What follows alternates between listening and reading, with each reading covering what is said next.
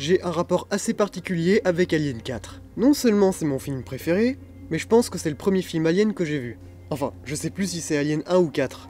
En tout cas, j'ai visionné Alien 2 et 3 bien plus tard. À l'époque, j'avais déjà découvert Alien vs Predator de 2004 en cachette dès mon plus jeune âge, et j'en suis tombé amoureux. Puis un jour, en regardant la collection de DVD qu'on avait, j'ai trouvé la boîte du film. C'était écrit en gros « Alien Résurrection ». J'étais jeune, n'avais pas d'ordinateur, et n'était clairement pas sûr qu'on parlait de la même créature. Puis, je me le mate, et je suis complètement rentré dedans. Tout me parlait dans ce film, toute cette relation étrange et les expériences avec les Xénos que je rêvais de voir à l'écran depuis AVP, et le premier film était pratiquement comme je l'imaginais. Toute cette haine que j'ai eue contre le newborn dans la scène de l'accouchement, tout ça m'avait marqué.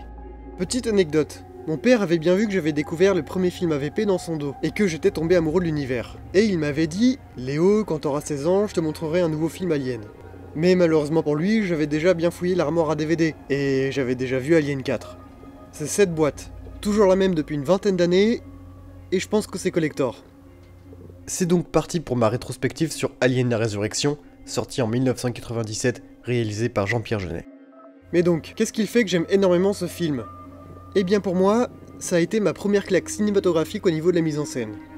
Parce que c'était un des premiers films de Jeunet que je voyais. Alors j'avais déjà vu La Cité des Enfants Perdus ou encore Micmac à Tire-Larigot, qui ont déjà le style très particulier du réalisateur en question, mais là, comme c'est Alien et que je commençais à être à fond dedans, ça m'a d'autant plus marqué, et c'est là que j'ai commencé à faire beaucoup plus attention à son style de réalisation. Il va à certains moments penser aux économies de plan. Je pense surtout à ce mini-plan séquence qui s'intègre parfaitement dans la scène, qui alterne plusieurs gros plans qui s'enchaînent dans une seule prise pour finir avec une valeur de plan plus large. Et ça, c'est ce qui donne le ton visuel du film et du réalisateur.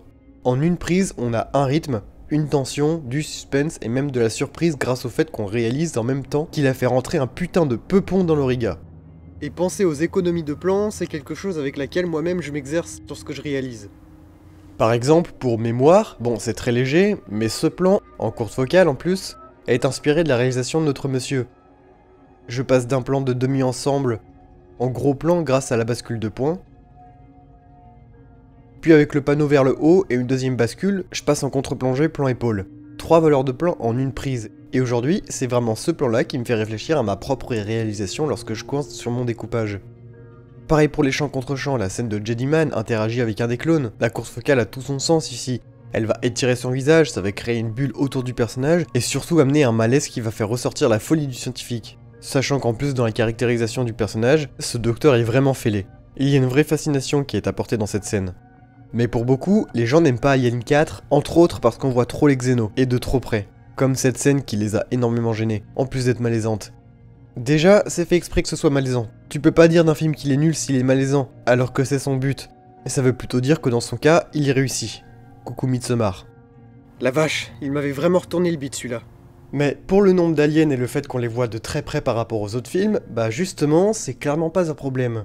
Le premier film on a mis qu'un seul, qu'on ne voit à peine 5 minutes durant 2 heures. Dans le suivant, on en met cette fois plusieurs, avec un boss final pour varier et rajouter du neuf, tout en restant dans un style presque en huis clos, qui enchaîne avec le troisième, revenant un peu comme dans le Nostromo, mais dont cette fois c'est l'environnement et la secte qui va changer l'ambiance et la vision de la menace. Puis le 4, autant s'éclater un peu, continuer à en rajouter plusieurs, les montrer un peu plus, et cette fois rajouter de l'humour. Donc en soi, tout est plutôt dans la bonne continuité des choses. On connaît maintenant la créature par cœur, surtout après 3 films. Puis concernant l'humour, personnellement, j'adore. Personnellement, l'humour dans Alien 4 ne m'a jamais dérangé. Ça ne va jamais interrompre une scène, et ça s'imprègne très bien dans le développement des personnages ainsi que dans leur personnalité. Puis il va rajouter un décalage assez grotesque et bienvenu, propre au réalisateur, à certains moments. Comme cette scène qui est particulièrement drôle je trouve. Suite à John Hurt qui défonce un Xéno à coups de testostérone et qui pourtant se prend un coup de flip juste après pour une pauvre petite araignée.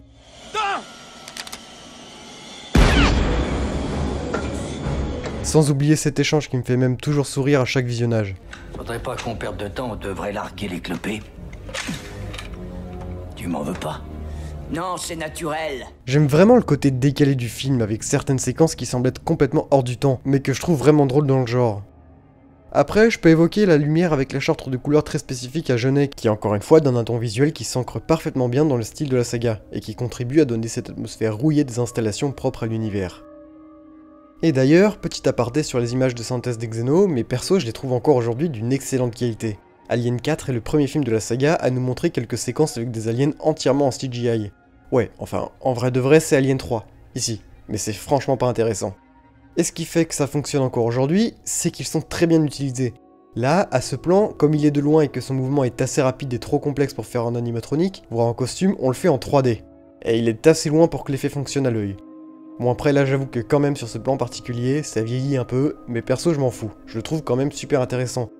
Et puis la scène de la cuisine, qui grâce au grain de la pellicule, la couleur, la lumière diffuse et le léger flou de l'eau, ça a permis d'incruster les xénos de manière très réaliste pour l'époque. Comme c'est sous l'eau, il n'y avait pas besoin de rajouter de la bave, un liquide encore trop compliqué, voire infaisable pour l'époque à réaliser en 3D.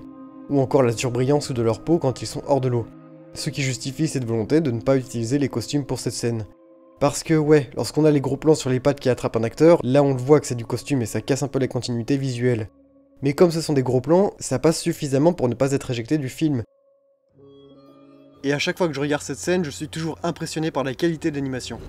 Pareil pour ce plan avec les pattes du Xeno, c'est toujours aussi bien foutu. La lumière reflète de manière assez réaliste sur la texture et on ressent vraiment le poids du Xeno. Bon, comment enchaîner après ça? Je réévoque une dernière fois certains plans parce que certains sont super intéressants, comme le plan de la grenade qui donne un effet très rythmé et subjectif à l'action, et qui fait sens. On y voit une bombe à retardement avec un parallèle au scénario du film. Bon là c'est une analyse perso, mais voilà l'idée. Le général déclenche la grenade et n'a droit qu'à un seul tir. Comme pour le lancement des expériences sur les clones, très délicat et dangereux. Puis il y a le temps que la grenade explose. Pareil avant que les aliens ne s'échappent. Et à la fin, explosion et catastrophe, surtout que c'est ce même général qui à la fois contrôle les expériences sur les xénos et qui lance la grenade. Enfin voilà, j'aime bien essayer de chercher des significations dans les cadrages, chercher des volontés de mise en scène. Ça permet de comprendre parfois comment le réalisateur a pensé ses plans et son découpage. Mais bon, pour le coup de la grenade, à mon avis, c'est clairement pas ça, mais je trouvais l'analyse du parallèle plutôt sympa. Ça va maintenant me permettre d'aborder le scénario du film. Je trouve que le sujet du clonage est toujours dans l'air du temps, c'est toujours plus ou moins d'actualité. Pour moi, l'écriture n'a pas vieilli. Au passage, les seuls éléments qui peuvent assez mal vieillir, c'est toutes les petites technologies qu'on peut trouver dans ces univers de SF. Tout ce qui va participer à nous immerger et à imaginer à quoi notre futur technologique peut ressembler. Là, pour Alien 4, c'est plutôt ok. Mais par exemple, bon, cette borne d'arcade, pas sûr que ça existera encore en l'an 2400. Et encore moins avec des jeux aussi moches que ça. Ou même le capteur d'haleine pour ouvrir la porte. Mais là pour la blague on va accepter, c'est plus un délire du réel. Je trouve que c'est du génie sérieux. Pour le reste, avec le côté vaisseau sale, abîmé, vieillissant, ça fait partie du style visuel de la saga depuis le début. Donc c'est clairement pas dérangeant, et c'est ce qui fait partie de l'identité des films. Mais là où ça peut l'être, c'est par rapport aux préquels qui apportent, eux, tout un tas de technologies de dingue. Et surtout pour la première fois des hologrammes, qui font complètement contraste avec le premier film qui se passe des années avant. Mais là, c'est un autre sujet. Voilà, revenons une bonne fois pour tout au scénario. Je trouve assez cohérent du début à la fin, rien ne m'a paru mal écrit. Après, l'histoire plaît ou pas, c'est une question de goût. Il y a quelques petites scènes que je trouve quand même pas nécessaires, comme celle avec les gants de boxe, je vois pas ce que ça vient faire là. Cole n'avait pas besoin de faire la débile pour se faire virer de la pièce et aller faire ses magouilles. Le film porte d'ailleurs un message super intéressant concernant l'indépendance des femmes. Dès le début, on nous montre une membre de l'équipe qui est très attachée au commandant du Betty, et c'est là que le message va être subtil. Elle va être mise aux côtés de Cole et Ripley 8, qui elles survivront pour la simple et bonne raison, enfin c'est pas que cette raison mais le message passe par ces deux personnages, qu'elles sont indépendantes et qu'elles n'ont besoin de personne pour survivre et être importantes. Alors que notre amie ici présente terminera emportée par un xénomorphe après que son mec se sera fait tuer un peu plus tôt. Elle montrera son attachement envers lui, qu'elle ne peut pas vivre sans lui, tout son petit monde s'écroule, et c'est ce manque d'attention qui va la pousser elle aussi à la mort à cause de sa dépendance envers son mec. Bien sûr tout ça est fait de manière subtile et naturelle, mais voilà un des vrais messages que le film avance. L'histoire du clonage, dans tout ça, je trouve qu'il est assez bien amené. Le scénario ne tombe pas du tout dans un genre de nanar à petit budget. Et heureusement, parce qu'au vu de la fin avec les nouvelles créatures dégueulasses, on aurait pu facilement tomber sur un bon gros nanar. Mais au contraire, c'est super bien géré parce que les acteurs sont vraiment bons. Rien n'est trop exagéré. Et il y a bien sûr le perso cliché comme le scientifique fou, mais son temps à l'écran n'est jamais trop long et il ne prend pas du tout la place dans l'avancement de l'intrigue. Chacun des personnages apporte vraiment quelque chose, et on revient même un peu à la Alien 1 où à l'époque on pensait que Dallas allait être le grand survivant, sauf que non. On revient à du suspense où on n'est jamais trop sûr de qui va survivre ou pas. Là, on déconstruit le mythe du héros beau et badass. Le capitaine du Betty était tout tracé pour être un des survivants qui allait défoncer du Xeno. On le voit même prendre plein d'armes sur lui, pour au final être le premier de l'équipe à se faire défoncer. Et quand j'étais gosse, je m'y attendais absolument pas. Et ça, c'est cool. Même après 3 films, on a encore de la surprise avec le 4ème. Rien qu'avec l'intelligence des Xénos, de la manière dont ils s'échappent, c'est logique et satisfaisant. Je trouve qu'il n'y a aucune action stupide dans ce film. Pas comme Prey où par exemple Predator a genre 100 occasions pour buter la gamine. Même dans la salle de sport, avec ses enchaînements de tir la cible, ça fait surréaliste, mais là encore, c'est littéralement le style de Jeunet, et ça m'a jamais dérangé plus que ça. Le développement du personnage de Ripley est aussi plutôt intéressant, elle n'en fait jamais trop, et a un côté toujours très mystérieux, on sait jamais quelle va être sa prochaine action. Puis franchement, c'était quand même super jouissif de la voir 7 fois dans le camp de la créature qu'elle a combattue. C'est sûr qu'elle apporte un côté Deus Ex Machina à certains moments, mais pareil, c'est jamais trop exagéré, et c'est pratiquement jamais pour aider les autres.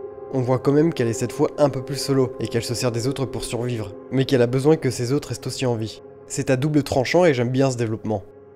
Pareil pour sa relation avec Cole, deux créations humaines qui n'ont biologiquement et technologiquement rien à voir ensemble, et qui pourtant vont se lier d'une amitié très forte. D'ailleurs, sur ce même plan, c'est plutôt intéressant à analyser. À première vue, on a comme un genre de résurrection. Elgin qui s'élève comme le Christ, mais qui finalement laisse la place à Ripley 8. On peut littéralement voir un passage de flambeau, d'un chef de groupe à une autre. La mise en scène dans ce film, c'est vraiment pépite parfois. Puis même concernant les acteurs, ils ont tous une gueule ou une particularité physique qui accroche vraiment à la rétine. Dan Hidaya avec sa touffe de poils sur le torse, Ron Perlman qu'on ne présente plus et qui perce l'écran avec sa mâchoire carrée, Monsieur Freeman, qui ressemble comme deux gouttes d'eau à un ami à mon père, et qui pendant longtemps je me suis demandé si c'était pas lui qui jouait dans le film.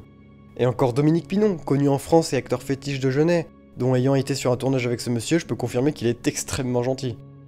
Enfin voilà, je vais pas présenter tout le casting, mais rien que physiquement, on sait qu'on va se rappeler d'eux après le visionnage. Puis notre Sigourney Weaver, on en reparlera plus lorsque je ferai ma rétro sur Alien 1 et 2. Je ne sais pas trop quoi rajouter sur le scénario, il y a tellement de choses que je pourrais encore évoquer, mais je veux pas que la vidéo soit trop longue, puis j'ai assez fait de vidéos sur ce film pour montrer à quel point je l'adore, donc je vais passer à la conclusion. Alien 4 est un film que j'aime énormément. Les sujets me parlent et me fascinent. Le côté étrange de certaines scènes et de certains personnages sont subtilement dosés pour ne pas être éjectés du film. Puis les Xénos sont très réussis, très imposants, et super classe pour ma part. C'est un film que je continuerai à regarder encore et encore sans jamais m'en lasser.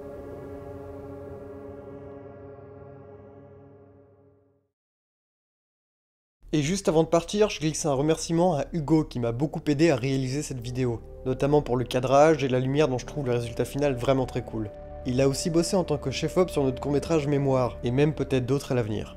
N'hésitez pas à aller voir sa page Instagram, il y a en description. Il y poste ses photos et vidéos. Il est très doué, voire clairement meilleur que moi dans la photographie. Voilà, sur ce, à la prochaine.